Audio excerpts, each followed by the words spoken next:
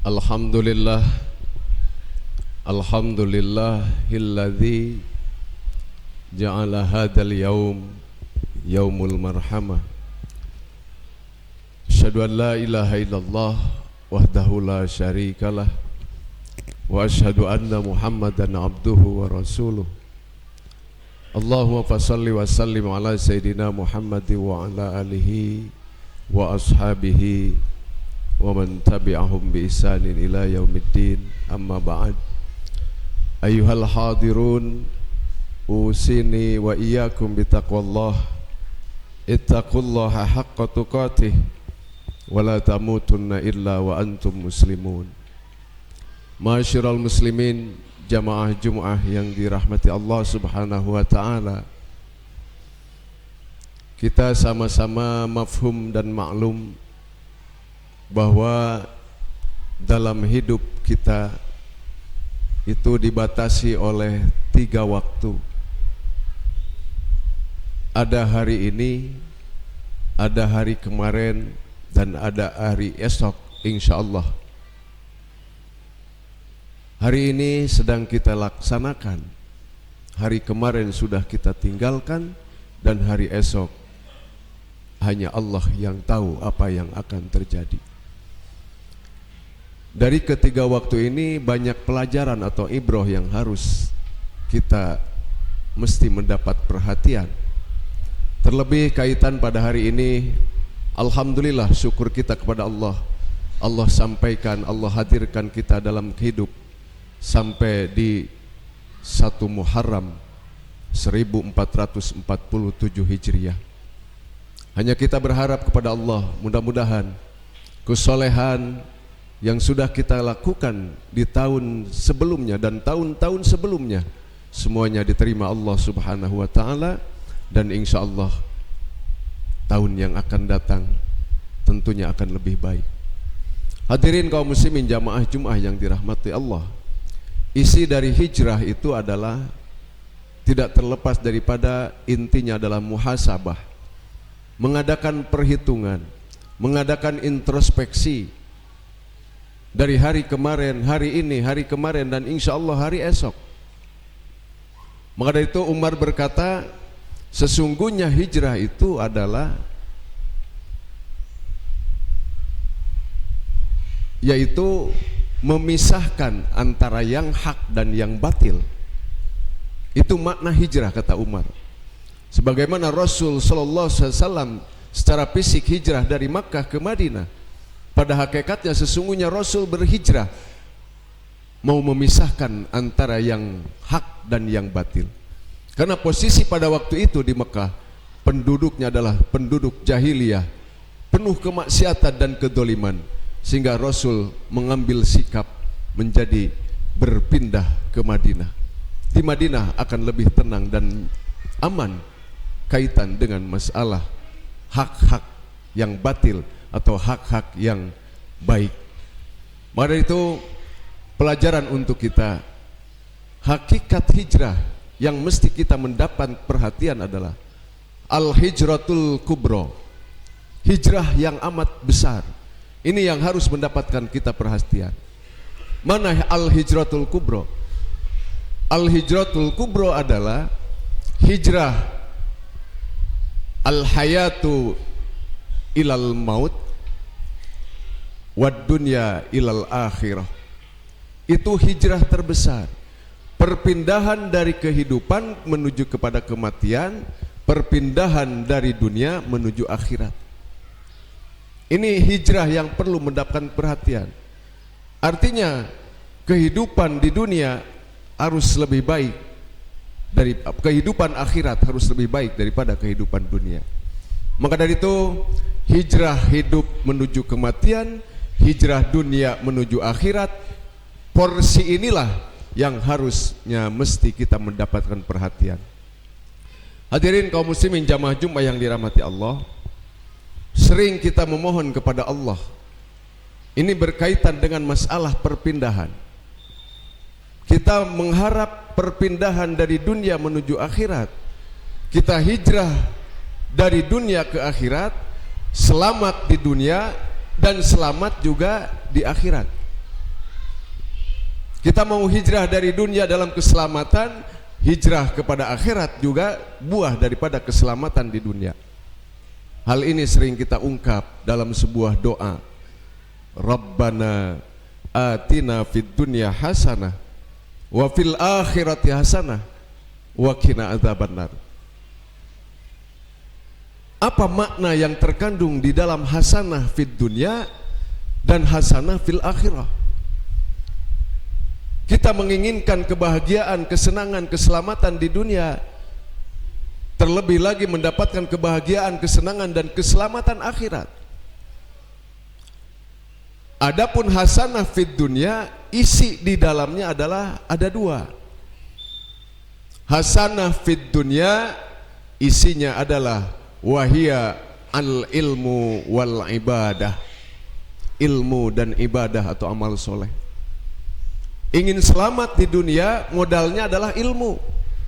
Ingin selamat di akhirat, modalnya adalah amal soleh. Diingatkan oleh Rasul sallallahu alaihi wasallam, man aroda dunya fa alaihi bil ilmi wa man aroda akhirah fa alaihi bil ilmi. Siapa yang menginginkan kebahagiaan, keselamatan dunia, modalnya adalah ilmu. Dan siapa yang menginginkan kebahagiaan, keselamatan akhirat, modalnya ilmu. Wa man aradahuma fa alaihi ma bil ilmi. Siapa yang menginginkan keselamatan dunia dan akhirat adalah ilmu. Maka dari itu, posisi kita dalam hidup, mau jadi seorang alim,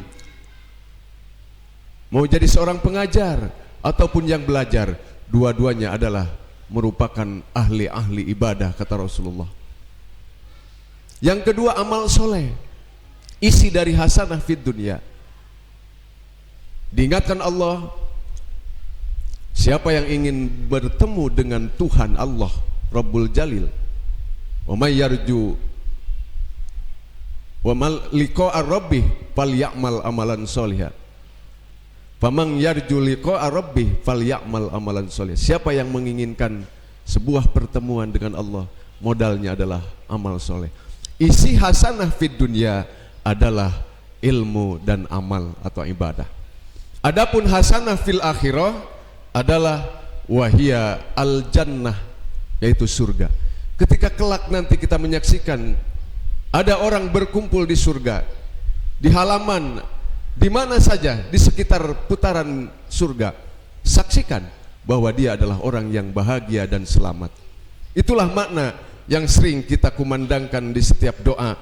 Rabbana atina fid dunya hasanah wa fil akhirati hasanah. Hasanah di dunia ilmu dan amal, hasanah di akhirat adalah al jannah, yaitu surganya Allah.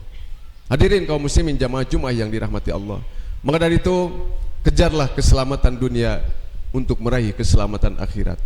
Namun ada yang perlu mendapat perhatian kita. Ada kabar, seorang sahabat bertanya kepada Rasulullah, ya Rasulullah, seorang sahabat telah mendengar bahwa manusia yang hidup di dunia ini hanya terbagi ke dua kelompok, yaitu yang hidup di awal dan yang hidup di akhir. Ketika ditanyakan lebih banyak mana yang selamat di akhirat, apakah mereka orang yang hidup di awal atau yang hidup di akhir? Rasul menjawab lewat langsung Allah yang berfirman, jawabannya adalah sullatum minal awwalin wa qalilum minal akhirin. Ternyata yang selamat lebih banyak di akhirat itu adalah didapat oleh orang-orang atau golongan yang hidup di awal. Adapun yang hidup di akhir, wa qalilum minal akhirin, sedikit sekali. Namun tidak menjadikan kita menjadi putus asa untuk bisa selamat di akhirat. Tapi kita insya Allah punya Rasul sallallahu alaihi wasallam yang membawa sebuah syariat yang sempurna. Kita akan sampai di sana menjadi bagian dari yang terkecil insya Allah. Maka dari itu, kenapa yang awal yang paling banyak selamat di akhirat? Diingatkan, ternyata kebanyakan yang memenuhi keselamatan di akhirat itu adalah dari golongan ahlul fatrah. Ahlul fatrah itu siapa? Yaitu orang yang hidup di masa, orang yang hidup mengisi kekosongan antara satu nabi dengan nabi yang lain. Hidup di zaman Nabi Adam tidak sampai kepada zaman Nabi Nuh, karena jaraknya terlalu jauh dan informasi sebuah syariat tidak sempurna didapat. Kekosongan dalam informasi sebuah syariat. Walaupun syariat di zaman Nabi Adam, Nabi Nuh, Nabi Ibrahim belum sesempurna syariat yang dibawa oleh Rasul Shallallahu Alaihi Wasallam, tapi sudah ada. Dan kebanyakan mereka tidak mendapatkan yang sempurna ketika berhubungan dengan sebuah syariat atau perintah atau larangan, karena jaraknya terlalu jauh. Kita bisa bayangkan jarak dari Nabi Adam saja kepada Nabi Allah Nuh alaihissalam adalah 2242 tahun. Bagaimana yang hidup di antara tahun itu? Dari Nabi Adam sudah terlalu jauh, mau ketemu Nabi Nuh juga belum didapatkan. Sedangkan informasi tentang hak dan batil, tentang syariat, mereka tidak sempurna. Dari zaman Nabi Adam kepada Nuh, dari Nuh kepada Ibrahim 1080 tahun. Dari Nabi Ibrahim kepada Nabi Musa adalah 545 tahun. Dari Nabi Musa kepada Nabi Isa 1716 tahun. Dari Nabi Isa kepada Nabi Allah Muhammad SAW jaraknya adalah 571 tahun. Jauh-jauh. Nah, yang hidup di antara Adam sampai Isa masuk kategori orang yang hidup golongan al-awwalin, sullatum minal awwalin. Dan kebanyakan yang selamat dari ahlul fatrah, ahli-ahli orang yang hidup di masa kekosongan dari satu nabi kepada nabi yang lain. Adapun kita hidup di akhir, bukan di awal. Yang hidup di awalin adalah yang hidup awalin Adam Isa, yang hidup akhirin adalah sejak Rasul Muhammad SAW sampai hari ini 1447 Hijriah. Hadirin kaum muslimin jamaah Jumat yang dirahmati Allah. Kalau tadi yang memenuhi keselamatan di akhirat kebanyakan didapat oleh ahlul fatrah, bagaimana? Apakah ada ahlul fatrah di kehidupan akhir? Tidak ada. Karena syariat sudah sempurna di bawah Rasul SAW dan sampai kepada setiap insan. Tidak ada alasan tidak nyampainya sebuah ajaran karena hidup di hutan, karena hidup di gunung, jauh dari informasi. Tidak ada alasan uruk hari ini Islam sampai kemanapun, karena informasi begitu cepat. Adapun ahlul fatrah di kehidupan akhir cuma 3. Mohon maaf, 1 orang buta, yang ketiga orang bisu, dan yang keempat adalah orang tuli. Masuk kategori ahlul fatrah yang hidup di akhir, karena dia tidak mendapatkan sebuah syariat secara sempurna karena keterbatasan. Ketika dimintakan seorang yang bisu untuk membaca Al-Quran, dia tidak mendapatkan karena tidak bisa. Bagaimana orang yang tuli untuk mendapatkan sebuah syariat secara total sempurna, sedangkan yang disampaikan itu tidak seutuh karena tidak mendengar. Tapi ahlul fatrah yang di awal, ahlul fatrah yang di akhir, semuanya akan mendapatkan hisaban dari Allah.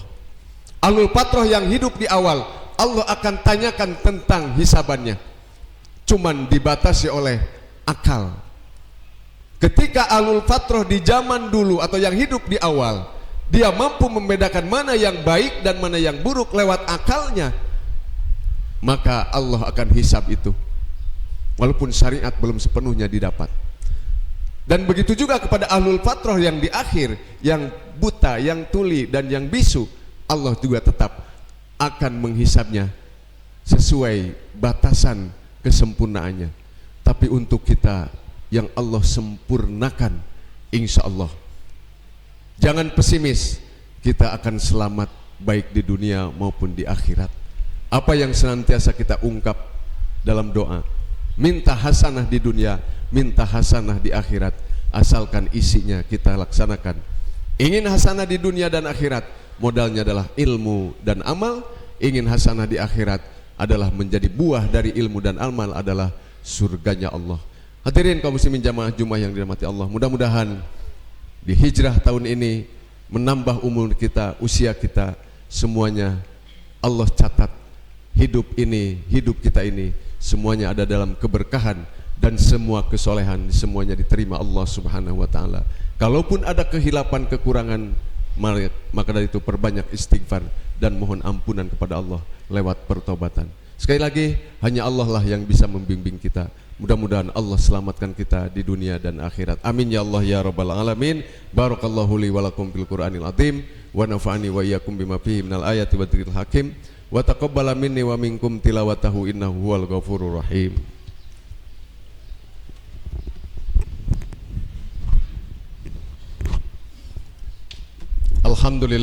Alhamdulillahilladzi an'ama alaina bi ni'matil imani wal islam. Asyhadu an la ilaha illallah wahdahu la syarikalah wa asyhadu anna Muhammadan abduhu wa rasuluh. Usalli wa usallimu ala khatamil anbiya'i wal mursalin wa ala alihi wa ashabihi ajma'in. Amma ba'd.